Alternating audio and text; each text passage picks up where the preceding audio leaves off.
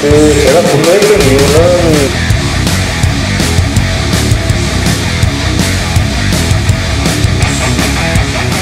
강제동원 피해자들이 일본 정부나 기업을 상대로 오랫동안 피해 회복을 위해서, 사죄와 피해 회복을 위해서 싸워왔고 지금도 하고 있습니다.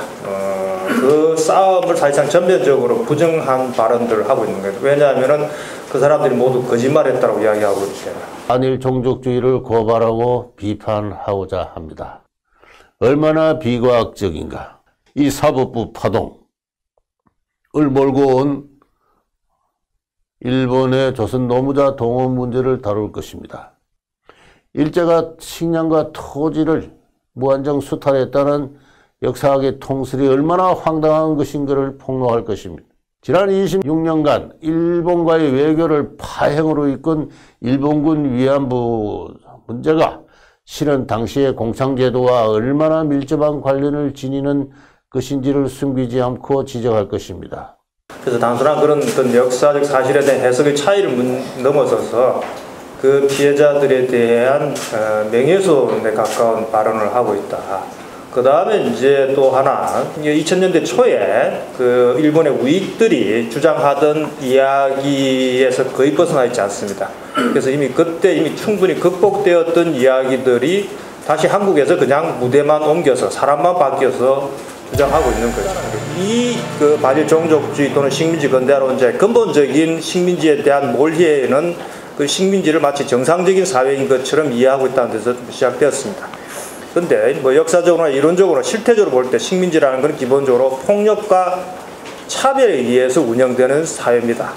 단지 조선인이기 때문에 일본인보다도 월급을 덜 받고 그건 능력의 차이가 아니고, 그런데 이유는 전부 그거를 능력의 차이로 이야기를 하고 있습니다. 그 차별의 이유를 뭐냐? 그냥 그는 민도의 차이이기 때문에 일본인이 조선인보다도 우수하기 때문에 임금을 그렇게 2분의 1 주는 것이 그것이 합리적이다. 이게 이제 식민지이죠. 그래서 기본적으로 일제시대 때 조선인 관료들은 그런 공식적으로 그런 차별적인 구조 속에 있었다. 그리고 이 차별적인 구조가 사회에도 그대로 적용이 되었습니다. 사람이 노동자인데 그게 일본인의 경우는 임금을 더 주고 조선인의 경우는 덜 주는 그런 형태를 설계를 했습니다. 그러니까 이게 식민지의 기본적인 구조라는 겁니다. 그래서 평균 당시의 일본인들이 조선인보다도 되게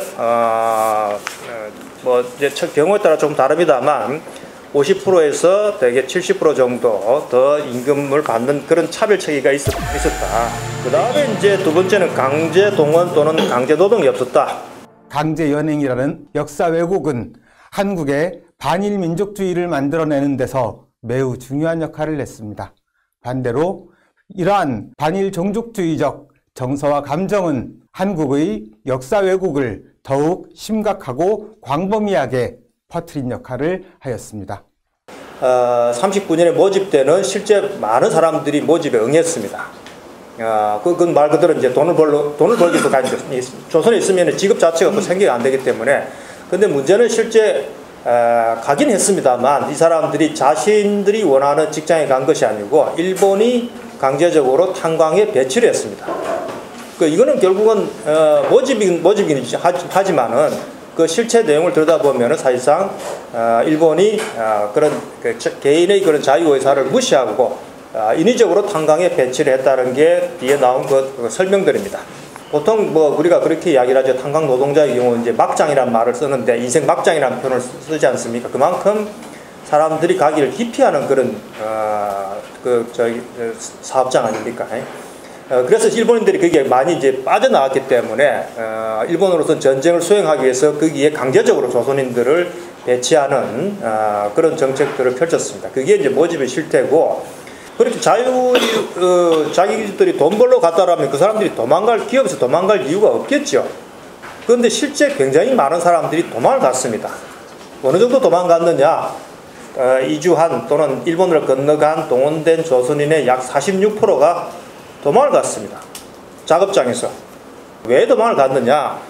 도항하는 게 제한되어 있었습니다. 허가를 받아야 되기 때문에 갔는데, 그러니까 모집에 가니까 이제 그렇게 계획적으로 도망을 가기 위해서 간 사람들이 있고, 그 다음에 이제 이우연이 주장하는 또는 반일 종족주의 주장하는 조선인들이 일본 사회를 동경해서 갔다라고 주장하는데 그 사람들도 물론 있습니다. 그 다음에 이제 그 보시면은 조선인들이 선동을 해가지고 작업장에서 여러 가지 그 작업 불만들도 있고 그 중에 약 20% 정도는 이 탄광에 대한 공포심입니다. 경내 사업, 그 다음에 그 굉장히 많은 사고들이 또 벌어졌죠. 그래서 이 일본의 통계 자료를 보더라도 그게 결코 자유스러운 노동이 아니었다. 40년, 41년 이후 들어가면은 이 동원의 강제성과 폭력성이 더 노골적으로 드러나기 시작합니다. 그래서 그거는 일본 노무개원의 조선 민정시찰 보고서, 그 다음에 당시 한국에 있는 그 유생이 남긴 지역의 일기들을 보면은 대단히 43년, 44년 들어가면 거의 납치, 인질, 이런 형태까지 표현들이 들면서 동원하기 시작합니다. 그게 이른바 이제 관알선으로 동원되는 사람들이었는데, 그래서 실체적으로 볼 때 또 그 다음에 일본의 당국자들도 이 동원 자체가 굉장히 폭력적인 방식으로 진행되었다라는 것을 인정하고 있습니다.